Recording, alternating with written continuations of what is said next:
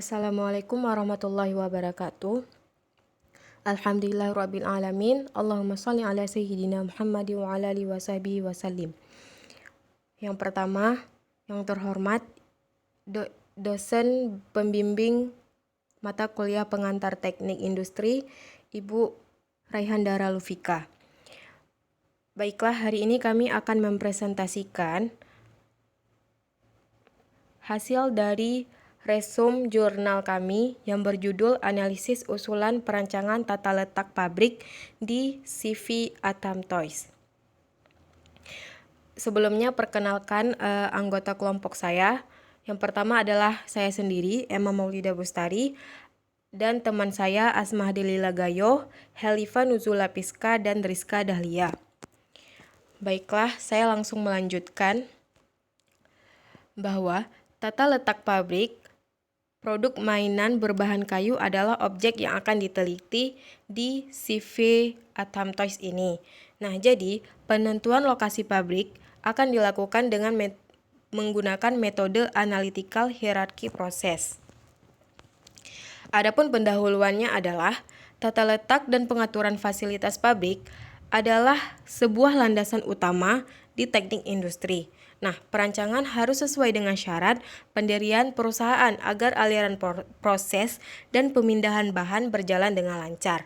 Nah, di sini perancangan suatu fasilitas pabrik itu harus sesuai dengan syarat agar perusahaan mendapatkan suatu aliran proses dan pemindahan bahan yang akan berjalan dengan lancar serta efektif dan efisien juga.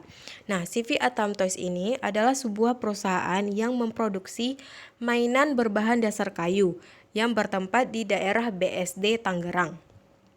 Nah, penelitian ini dilakukan karena tata letak pabrik yang tidak efisien sehingga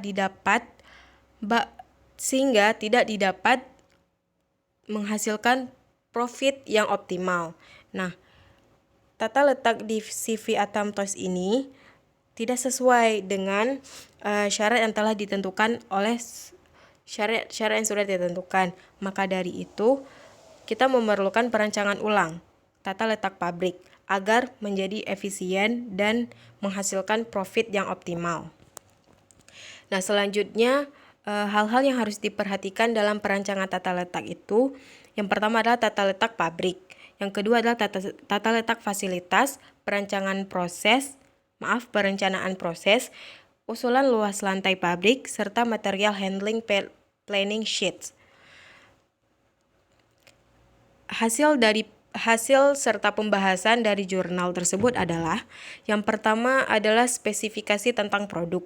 Nah, produk yang digunakan ini adalah berbahan kayu yang memiliki panjang 30 cm, lebar 10 cm, dan tinggi 8 cm, serta berat 50 gram.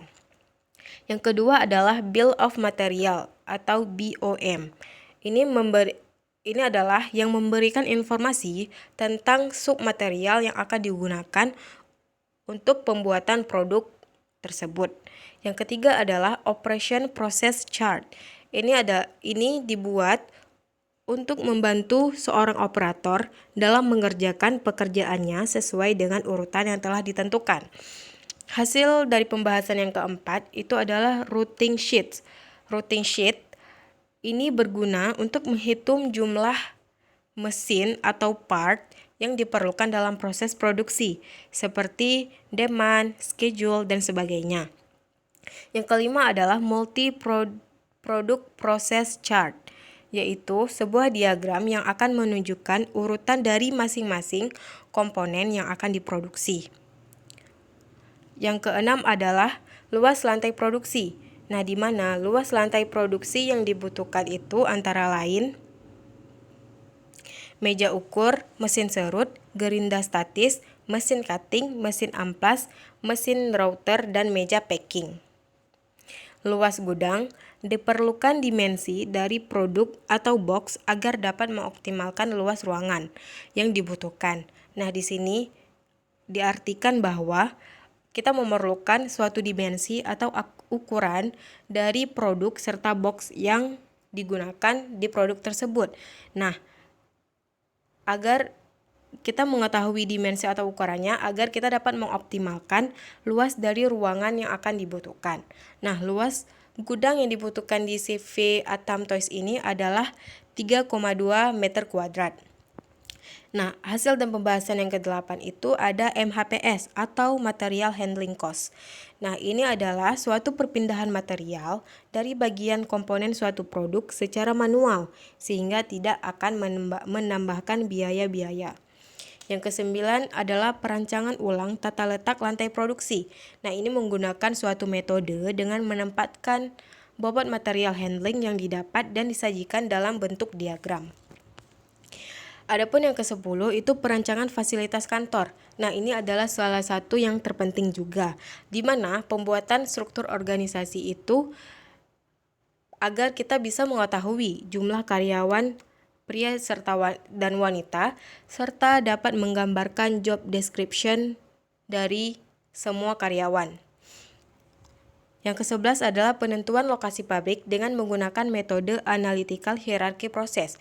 Nah, penentuan ini menggunakan lokasi pabrik dengan melihat harga tanah, harga dari bangunan, biaya dari produksi, biaya dari transportasi yang digunakan, serta tenaga kerja dan bahan bakar.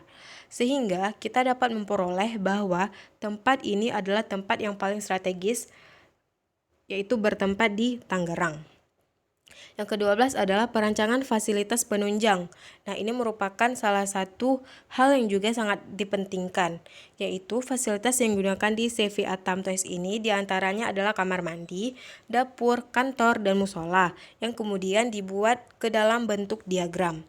Nah, kesimpulan dan saran dari dari penelitian tersebut adalah berdasarkan hasil analisis untuk CV Atam Toys ini, maka diperoleh dua metode, yaitu graph based construction dengan jarak linearnya 110 meter dan luas keseluruhan pabriknya 135.870